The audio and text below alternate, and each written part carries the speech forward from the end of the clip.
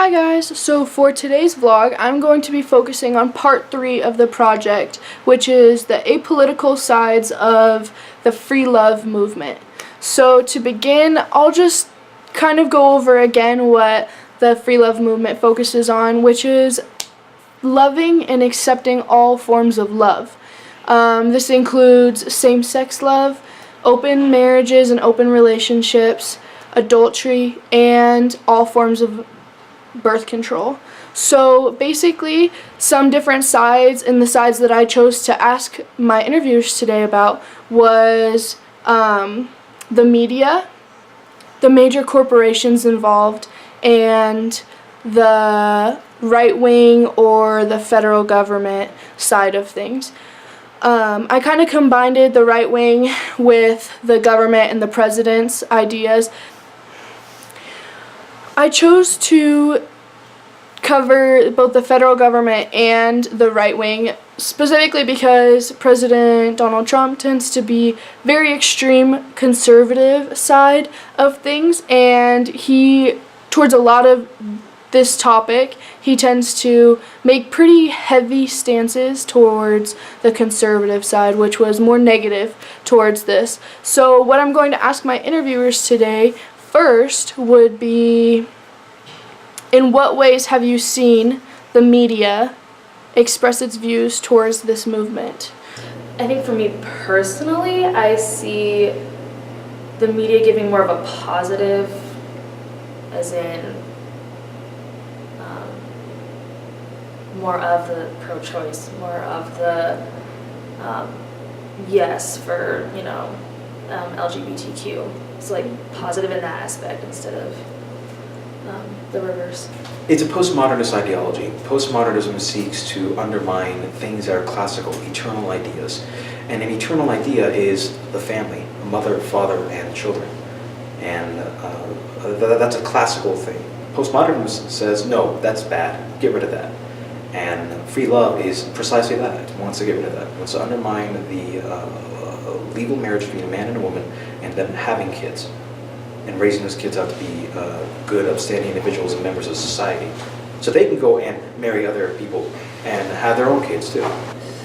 Well, they tend, from what I've seen, the media tends to follow or express their opinion on what they think will get the most people to view and pay attention to their sites.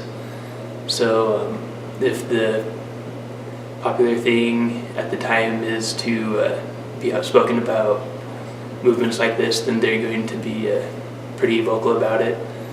And depending on kind of what reaction or what viewpoints are expressed that get the most attention, they'll tend to lean towards those to try to get people's attention more. Like I said, accepting and loving everyone is like it's what everyone would like, right? Free and like a nice world. So yeah. I heard a lot about the media. Like the media is like people who are writing these articles and things. I think they push to what they think is popular, which I think free love is very popular. So they're probably pushing for that and talking towards that audience. So the second question that I was going to ask is, in what ways do they feel that major corporations play a role in this movement?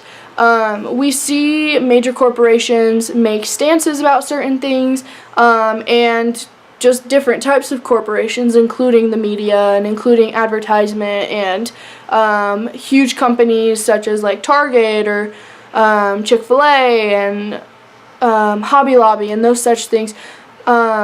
Corporations that make a statement and that are public about their feelings towards this movement and certain parts of this movement. So I'm going to ask them this question. Of course, there's some places that do as a whole corporation get involved. Hobby Lobby was one, obviously, that did get involved. But on the whole, I think most major corporations don't make a stance one way or the other. And if they do, it's generally in favor of the various movements, I guess. Their major part, I guess, is what they do with their employees, how they treat them, or how they push for the rights of, like, so I guess like an example, I guess, would be like if they had an employee who was married, I guess, to a same-sex person, and they adopted a child, and they got maternity leave to spend time with this new child that they adopted. They didn't actually birth this child, but they're getting that maternity leave, that sort of thing. Like, you have to push for the rights of the person as an employer. So I feel like them allowing employees to do these things pertaining to the free love movement, that is how they would push it. Again, Instagram has those for you suggestions, they have those kind of things. I think that it's quite evident, like Ariana Grande, her music isn't really that good. People listen to her music because she gets all the funding from all the record companies and the labels and stuff. She gets that. All the other real musicians, they don't get that. And it's not because that people are listening to Ariana Grande and are not listening to other stuff. It's because Ariana Grande is there on the radio. And she's getting the money to be up there. Someone's literally funding her, and it's these corporations. These corporations are part of the problem that are funding her. I really wonder exactly who's really behind all this. And yes, I do think that I wouldn't really call it a conspiracy, but there's like an unspoken alliance. Like someone's doing this for some reason, and we would call him the adversary. And I definitely think that the evil force is the adversary doing this. I feel like major corporations are kind of on the same level as social media, just because when companies and businesses have spoken against it, the general reaction has been more violent and I guess against that company that's spoken out against it, just because it's not the popular thing to say, and the people that are for it are in a minority and tend to be a bit more outspoken and I guess hostile in their viewpoint when confronted with opposition. So the next question that I asked was what they think the political right wing's feelings are towards this movement. On top of that, I kind of expanded on it and asked if they have ever seen the right wing publicly disagree with this movement. So here's what they said. I'm going to say the conservatives are going to be more of the pro-life, more of the traditional, sort of, I don't want to say fighting against the movement, but maybe trying to slow the progression, but that's just their view. Yeah. Conflicted. I'd say it's more against it just because it tends to go against the traditional family and the society that we've had for generations past. I think they might be on the same page as me. Like, love it should be promoted, but there's certain things that could affect and laws that could affect everyone that we should be careful and aware of it. It's always consumption.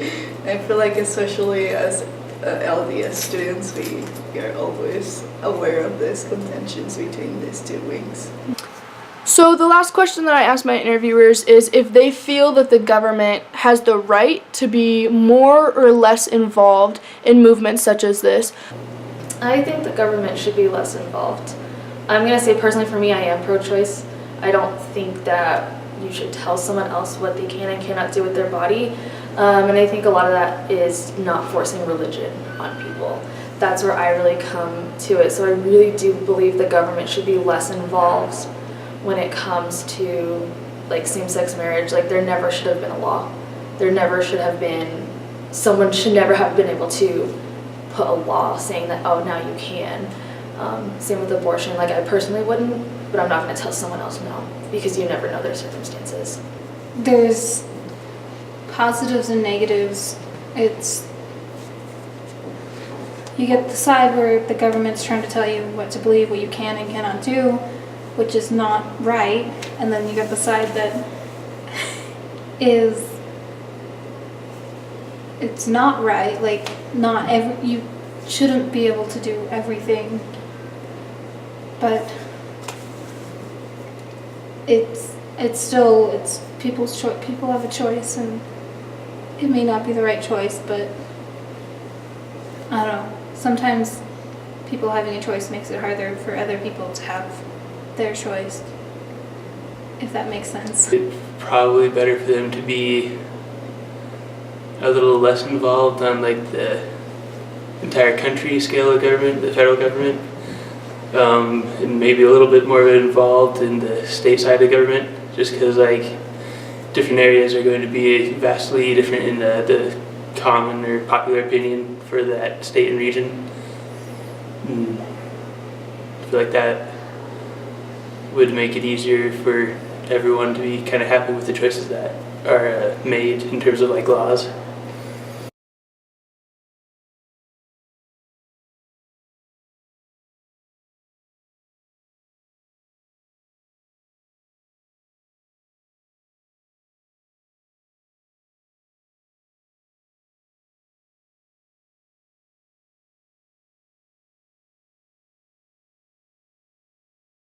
So overall, I feel that there are lots of different sides to be taken with such a controversial topic and such controversial things. There's a lot of research that can be done towards these things, and there's a lot of voices to be heard when it comes to this topic and its specific subsections, including abortion and birth control and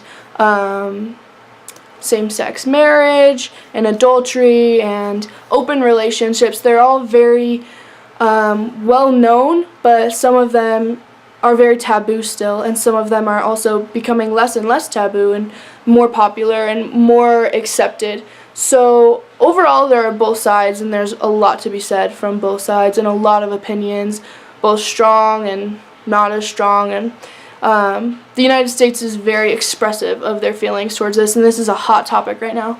There's a lot to be discussed, and I hope that you enjoy this video.